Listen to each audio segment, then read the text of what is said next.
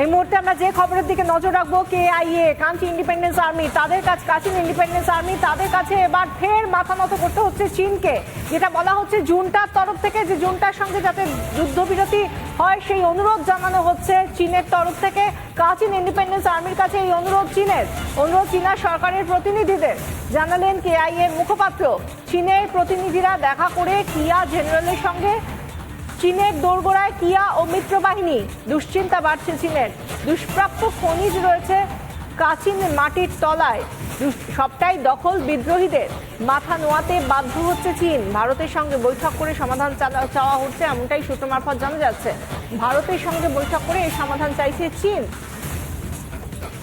একদিকে আমরা দেখতে পাচ্ছি আরাকান আর্মি যেভাবে বাংলাদেশে ঘেরাটোপ করে রেখেছে, আর অন্যদিকে কেআইএ কাচিন ইন্ডিপেন্ডেন্স আর্মি তারা যেভাবে জুনটাকে একের পর এক মাথা নত করতে বাধ্য করছে, কার্যত সেরকম ঘটনা ঘটছে যাতে করে আরো বেশি করে মাথা নত করতে হচ্ছে জুনটাকে কেআইএ এর কাছে। এবার ফের মাথা নত চীনের কেআইএ এর কাছে। এবার যুদ্ধবিরতির জন্য অনুরোধ, জুনটার সঙ্গে যুদ্ধবিরতির অনুরোধ। কাচিন ইন্ডিপেন্ডেন্স আর্মির কাছে এই অনুরোধ করেছে কাচিন ইন্ডিপেন্ডেন্স আর্মির কাছে এই অনুরোধ চীনা সরকারের। আমরা আরো বিস্তারিতভাবে জানবো, নিউজরুম থেকে রয়েছেন প্রতিনিধি কিশলয়। কিশলয়, কি অনুরোধ করা হয়েছে, অনুরোধের বিষয়বস্তু কি চীনের তরফ থেকে? যে যুদ্ধ চলছে কাচিনের কেআইএ সেনা, কেআইএ এবং অ্যালায়েড বা মিত্র বাহিনী, তার সঙ্গে যুদ্ধ চলছে জুনটা বাহিনী। সেখানে দাঁড়িয়ে অত্যন্ত গুরুত্বপূর্ণ চীনের তরফ থেকে বিশাখা এই মুহূর্তে অনুরোধ করা হচ্ছে কেআইএ কে যে আপনারা দয়া করে যুদ্ধবিরতি করুন। আমি সেই ছবিটা দেখাচ্ছি এই মুহূর্তে, কোন জায়গাটা এক্স্যাক্টলি যুদ্ধ হচ্ছে সেই জায়গাটা দেখাচ্ছি। এটা হচ্ছে ভারত, এটা হচ্ছে মায়ানমার, এদিকে বাংলাদেশ এবং তার উপরে চীন। আমরা জানি মায়ানমারের দুটো বর্ডার, একটা বাংলাদেশের, তিনটে বর্ডার, বাংলাদেশ, ভারত এবং চীনের দিকে যে বর্ডার রয়েছে সেই জায়গাতেই হচ্ছে কাচিন প্রদেশ। এবং কাচিন প্রদেশের একাধিক জায়গা কিন্তু ইতিমধ্যেই কেআইএ আর্মি, কেআইএ যাকে বলা হচ্ছে কাচিন ইন্ডিপেন্ডেন্স আর্মি বা কাচিন ইন্ডিপেন্ডেন্স ফোর্স, তারা দখল করেছে। এবং জুনটা সরকার যাদের সঙ্গে রোহিঙ্গা রয়েছে, কট্টরপন্থীরা রয়েছে, তাদেরকে পিছনে হটতে বাধ্য হয়েছে। এই অবস্থায় দাঁড়িয়ে সমস্যার মধ্যে পড়ে চীন কিন্তু এই মুহূর্তে মাথা নত করেছে কেআইএ এর কাছে। মাথা নত করে তারা অনুরোধ করছে যে আপনারা দয়া করে এই জায়গায় যুদ্ধ করবেন না, কারণ আমাদের বর্ডারের খুব কাছের এলাকা এবং তারই সঙ্গে সঙ্গে এখানে যেহেতু বহু খনিজ পদার্থ রয়েছে, তাই এখানে বিদ্রোহীদের দখলে যদি এই এলাকা চলে যায় তাহলে চীনের পক্ষে ব্যবসায়িক স্বার্থেও আঘাত হবে। এবং চীন চাইছে ভারত মধ্যস্থতা করুক এবং ভারতের কাছেও এক প্রকার অনুরোধ করছে চীন যে দয়া করে আমাদের বর্ডারের এরিয়ায় যে প্রবলেম আছে সেগুলো সলভ করে দিন। বিশাখা, অত্যন্ত গুরুত্বপূর্ণ এই পরিস্থিতিতে যখন চীনকে বারবার মাথা নত করতে হচ্ছে, একদিকে কেআইএ কে অনুরোধ করা হচ্ছে, অন্যদিকে যাতে আলোচনার মাধ্যমে, ভারতের সঙ্গে আলোচনার মাধ্যমে সমাধান সূত্র পাওয়া যায় সেই চেষ্টাও করছে, প্রকারান্তরে ভারতকে অনুরোধ করছে চীন। ধন্যবাদ কিশলয়।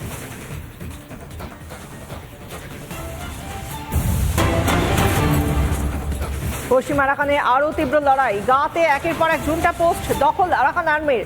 বিমান হামলা ও বোমা বর্ষণে গা দখলে রাখার মরিয়া চেষ্টা। জুনটার মাউন্ডো থেকে তাঙ্গুপ আরাকান দখলে ইতিমধ্যেই। জুনটাকে আরও বিধ্বস্ত করতে নতুন কৌশল আরাকান আর্মির। পশ্চিম কমান্ডের হাতে গোনা শহরে জুনটার অস্তিত্ব, হাতে গোনা শহরে জুনটার অস্তিত্ব রয়েছে এই মুহূর্তে। পশ্চিম কমান্ডের হাতে গোনা শহরে জুনটার অস্তিত্ব। আমরা এই নিয়ে আরো বিস্তারিত জানাবেন, আমাদের সঙ্গে রয়েছেন কিশলয়।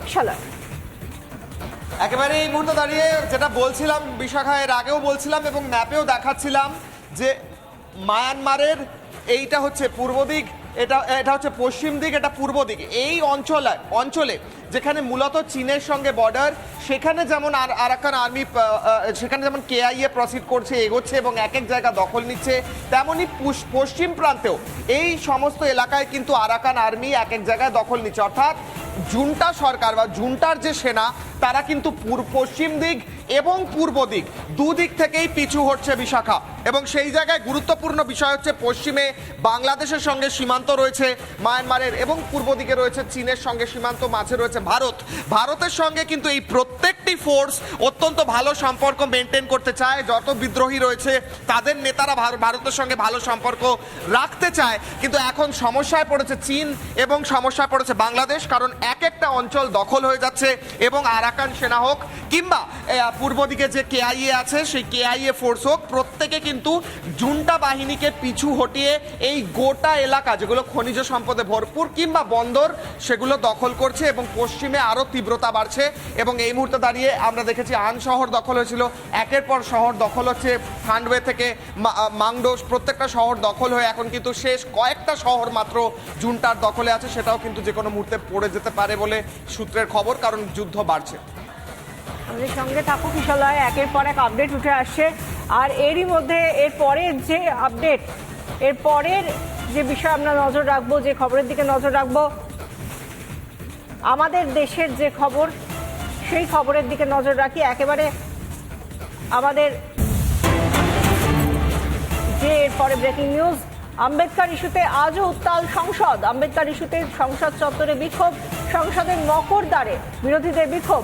বিক্ষোভের সময় আক্রান্ত বিজেপি সাংসদ, রক্তাক্ত বিজেপি সাংসদ মুকেশ রাজপুত। বিরোধীদের বিরুদ্ধে মারধরের অভিযোগ সংসদ বিষয়ক মন্ত্রী কিরেন রিজিজুর।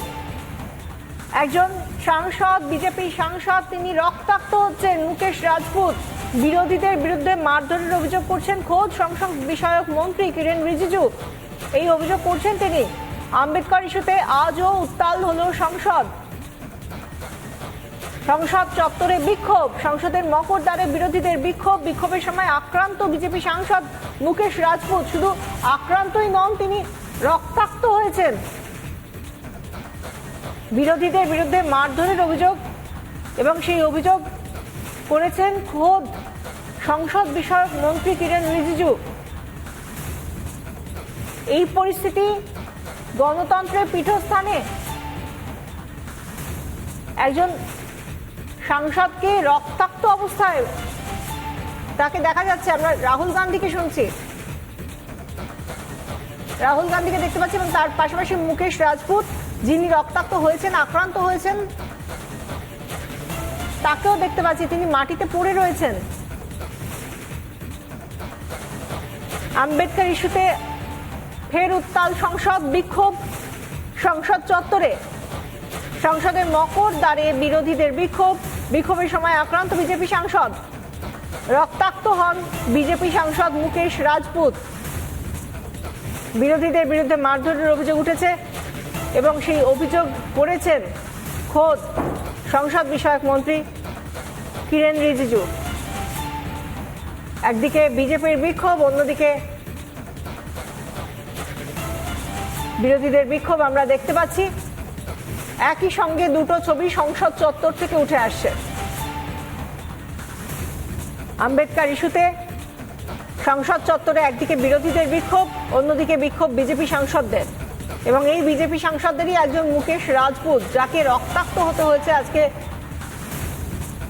এমনই অবস্থায় যেভাবে আক্রান্ত হয়েছেন তিনি, আপনারা দেখতে পাচ্ছেন ডান দিকে যেভাবে তার মাথায় একটা রুমাল ধরে রাখা হয়েছে, রক্তাক্ত হয়েছেন তিনি। রক্ত বন্ধ করার জন্য রুমাল চেপে রাখা হয়েছে।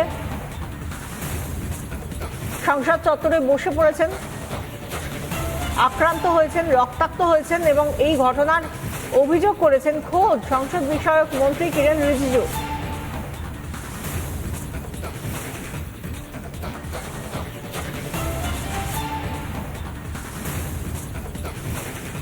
সংসদ চত্বরে বিরোধীদের বিক্ষোভ দেখতে পাচ্ছেন একদিকে, অন্যদিকে বিক্ষোভ বিজেপি সাংসদদেরও।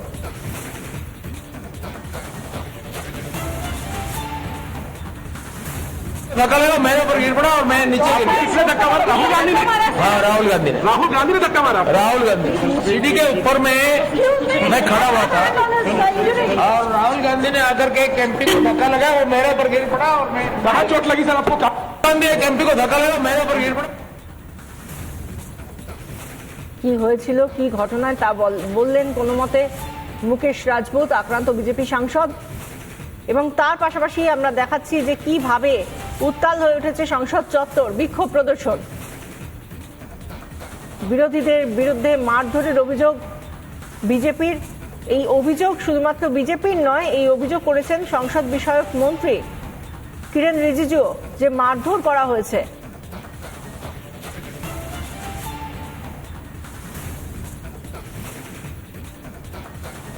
আহত বিজেপি সাংসদ প্রতাপ চন্দ্র ষড়ঙ্গী।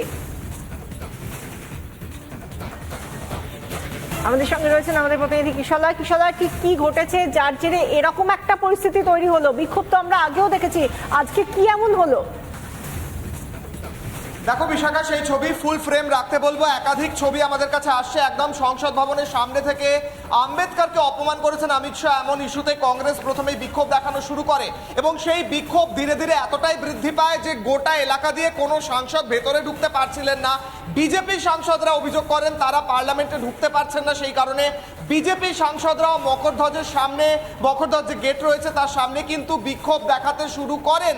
দুপক্ষের বিক্ষোভ শুরু হয়, বিজেপির বিক্ষোভ এবং কংগ্রেসের বিক্ষোভ। তারা একে অপরের বিরুদ্ধে বিক্ষোভ দেখাতে থাকেন এবং তারপরেই একটি হট্টগোল শুরু হয় সংসদে, যা এর আগে এরকম ভাবে দেখা যায়নি। অভিযোগ ওঠে রাহুল গান্ধী সহ একাধিক কংগ্রেস সাংসদ তারা নাকি গায়ের জোরে বিজেপি সাংসদদের ধাক্কা মারতে থাকেন এবং তারই মধ্যে বিজেপি সাংসদ প্রতাপ চন্দ্র সারঙ্গী তিনি পড়ে যান, পড়ে গিয়ে তার মাথা ফেটে যায় এবং মাথা ফাটার পরে দেখা যায় যে সেই গোটা এলাকা যেখানে কংগ্রেস বিক্ষোভ দেখাচ্ছিল সেখানে কিন্তু একাধিকবার বিভিন্ন বিজেপি সাংসদকে ধাক্কা দেওয়া হয়েছে। এই গোটা বিষয় নিয়ে কি বলেছেন, প্রথমেই কিরেন রিজিজুর কথা শুনবো। তিনি গোটা বিষয়ে অভিযোগ তুলে ধরেছেন এবং বলেছেন কিভাবে আহত করা হয়েছে বিজেপি সাংসদদের। কি বলেছেন মন্ত্রী, শুনবো।